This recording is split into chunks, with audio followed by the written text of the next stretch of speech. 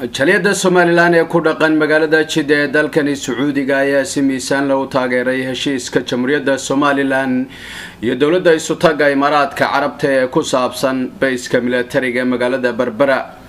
sidoo kalena waxay jaliyada Somaliland ee ku dhaqan magaalada Jidda ee dalkani Sacuudiga ay guud ahaanba shacabka Somaliland ugu baaqeen inay soo dhaweeyaan shirkadaha shisheeye ee Somaliland ka baadhaya shidaalka si ay noo manaafacadsano kheyraadka dalkeena. waxaana ugu horeyn halkaasi ka hadlay Sheekhul Qabaa'ilka ahna cumdaha guud ee Soomaalida Cumda Saciid Cumar Badmaax waxaana ka mid ah hadaladii jaliyada Somaliland sida tan.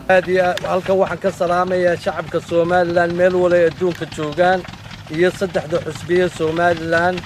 waxaan kaloo salaamayaa madaxweynaha Somaliland madaxweyne Axmed Maxamed Siilaanyo. shacabka Somaliland anigu mid ayuun baan kula talin lahaa waxaan odhan lahaa cid allaale cidii maal gashanaysa waddanka ha la soo dhaweeyo waxaan idinku odhan lahaa baashe cawil shaqadu qabtay ilaa imika cid Somaliland qabatay lama hayo. baashe waxaan kugu odhan lahaa shaqada halkaa ka wad, shaqo wanaagsan baad wadaa, halkaa ka wad, waddanka ha la maal gashto, ajaanibka ha la soo dhawaysto, amba muslim ha noqdaan amba gaala ha noqdaan ciday doonaan ee waddanka maalgelinayaba ha la soo dhaweeyo. imika meeshan aan jooga waa Sacuudigii, bal eega nicmada taal waa wada nicmad. waa magaalo Jidda looga socdo 3 saacadood, khamiis iyo jimco walba halkan baan imaadaa. tamaandadii baa ka baxda, galeydii baa ka baxda, basashii baa ka baxda, meel walba ceel bay leedahay.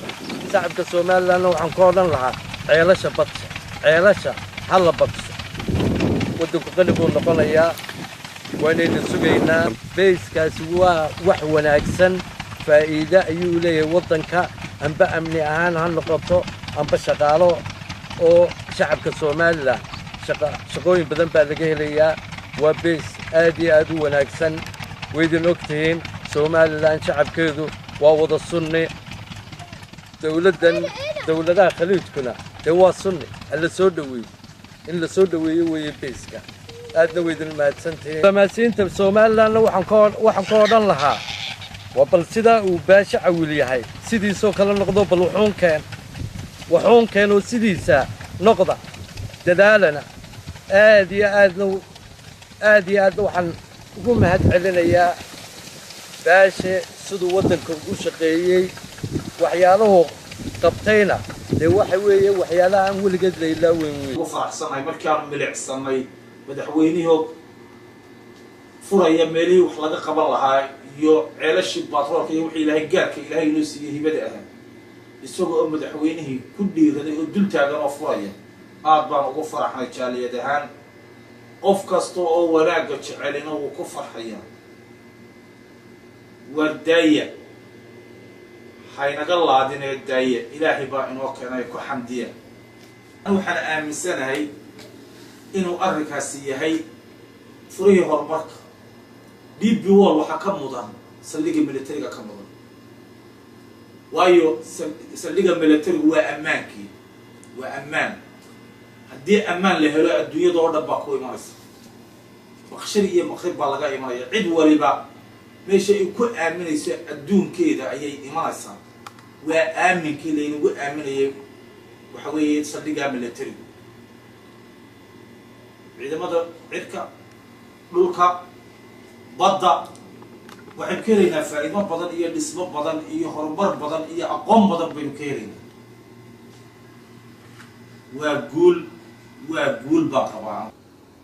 jaaliyadda Somaliland ee Sacuudi Arabiya gaar ahaan magaalada Jidda waxaana kulanka aan caawa isugu nimid yahay taageerada waxqabadka xukuumadda oo ay ka kow yihiin dekedda Berbera iyo bayska military ee Berberesna, arrimaha shaqaal baadhista iyo weliba gurmadka ay abaaraha ugu jiraan xukuumadda. waxaan leenahay xukuumadda wixii aad qabateenna waan idinku hambalyeelaynaa, wixii idinka dhimanna ee la tabayana siday tahay uga soo baxa intii karaankiina ah. xisbiyada mucaaradka waxaan leeyahay dee bayskii military bay yidhahdeen diidnay, waddadii ceergaabay yidhahdeen diidnay, dekedda Berbera yidhahdeen diiday, shidaal baadhistii bay yidhahdeen diidnay.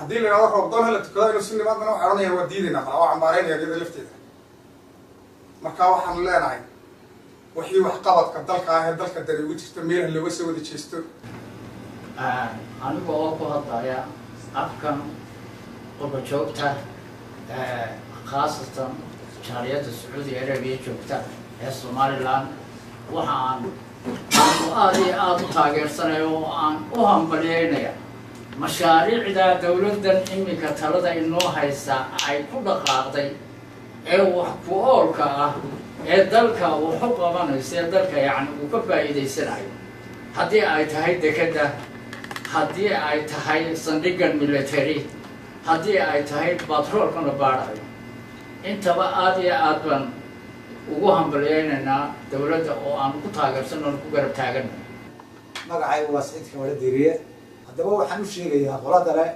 maxay tahay ka soo horjeeda investmentka iyo haddii alla ka dhigayo dhaqaalaha waddanka la gelinayo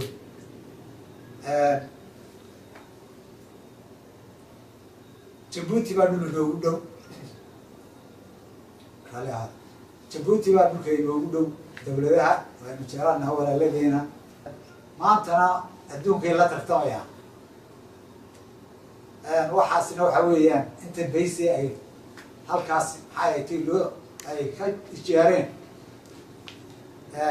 toban way ka badan tahay maxay wax dhibaato ugu keeni weyday iyo wax foorxuma intaasoo dekedood baa loo sameeyey intaasoo madaar baa loo sameeyey intaasoo haddii la ka dhigayo horumar baa loo sameeyey waana gaalo midhan hadday doonaan iyo muslimba way leeyihin dawladdan muslimka ah ee mujaaraadka nahay weligeena yaa lehen dalkeenaba ku dhismay ee abudabi la yidhaahdo qofka taariikhda haya haddii ay caawisooyina saaciday siyaasi ahaan iyo dhaqaale ahaan ba hadday waxaynoo qabanayaan waxa mucaaradku u hortaagan yahay ee dadka ugu sheegayo ugu bahalagelinayo waa wax aan la qaadan karin oo lala yaaba cabdirasaaq isaaq ducaale